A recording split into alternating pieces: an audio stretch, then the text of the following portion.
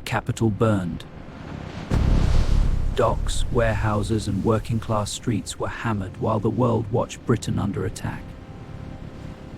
But beneath that smoke, fighter airfields and key control links were no longer being struck with the same relentless focus.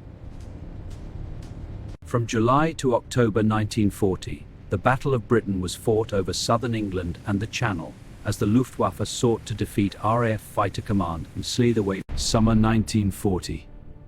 France has fallen, and Britain now stands alone under the shadow of Hitler's next move. If the Luftwaffe could sweep southern England clear, the door to Operation Sea Lion would begin to open across the Channel. But the Battle of Britain would not begin with an invasion fleet. It would begin with one brutal question: who controlled the sky first? And here lay the paradox. Germany brought the force of the attacker, but Britain had a system that could see the blow coming. Along Britain's southern and eastern coasts, the chain-home radar towers rose like steel sentries, warning of enemy aircraft long before they arrived. From those signals, Fighter Command did not hurl every fighter into the air. It sent each squadron exactly where it was needed.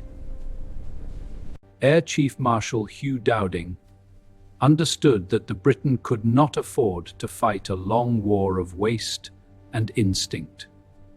Across the Channel, Goering believed the Luftwaffe could crush the RAF through relentless pressure from bases in France, Belgium, and the Netherlands. On paper, it seemed plausible. Britain had escaped Dunkirk, but it now stood alone in Western Europe.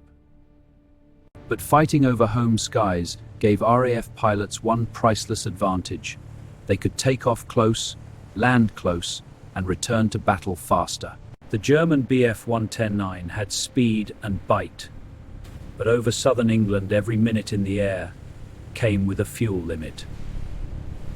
At first, the Luftwaffe struck at convoys and coastal shipping, trying to draw RAF fighters into piecemeal battles over the Channel. The aim was not spectacle. It was to wear Fighter Command down before the real pressure fell on its inner defenses. RAF fighters answered not with grand gestures, but with short, timed interceptions designed to hit, break, and recover. It made the battle feel less like a glorious duel and more like a ruthless game of signals, timing, and survival. Then the pressure rose. The Luftwaffe shifted towards radar stations, fighter airfields, and the sector bases that held Fighter Command together. Here, the battle revealed its real shape. Because if the control rooms failed, radar alone could no longer save the RAF. RAF pilots now flew again and again in a single day, landing drained, rearming fast, and climbing back into the sky with almost no respite.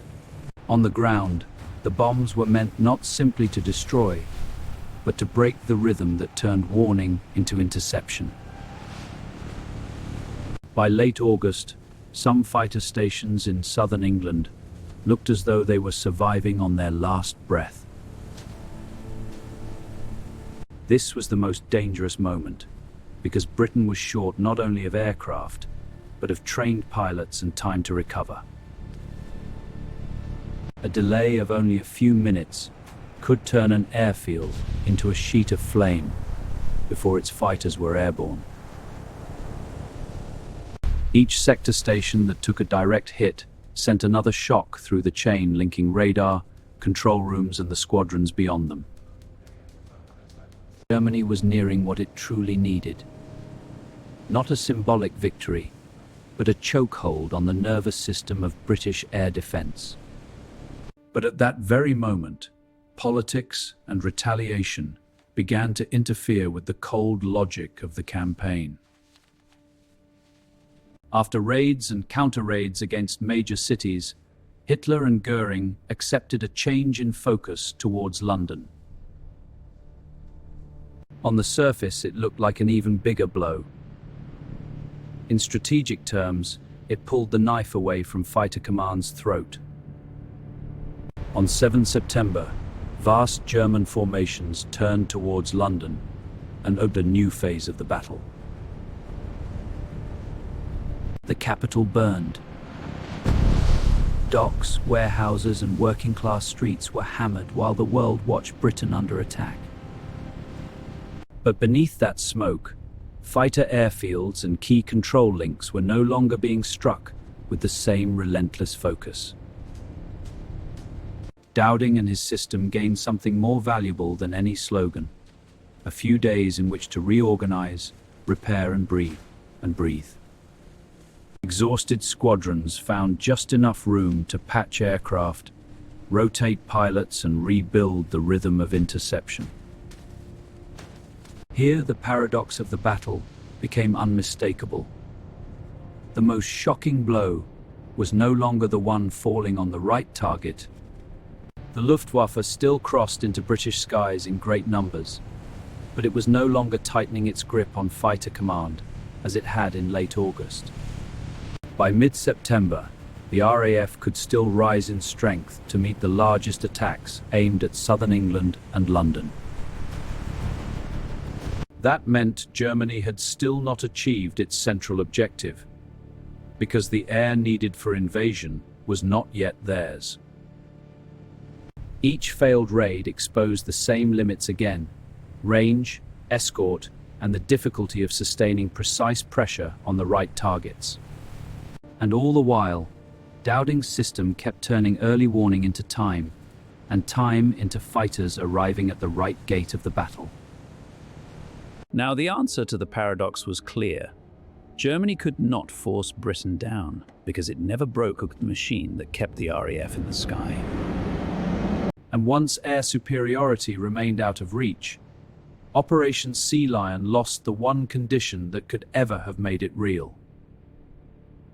The bombing did not end there, because the war over Britain slid onward into the Blitz across its cities.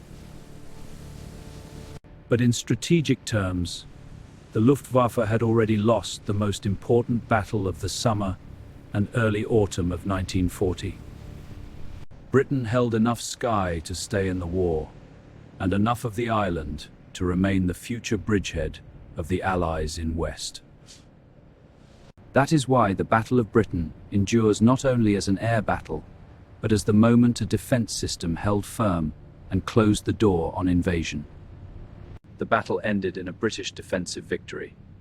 The Luftwaffe failed to destroy Fighter Command or gain the air superiority needed for invasion, and Operation Assault or found it.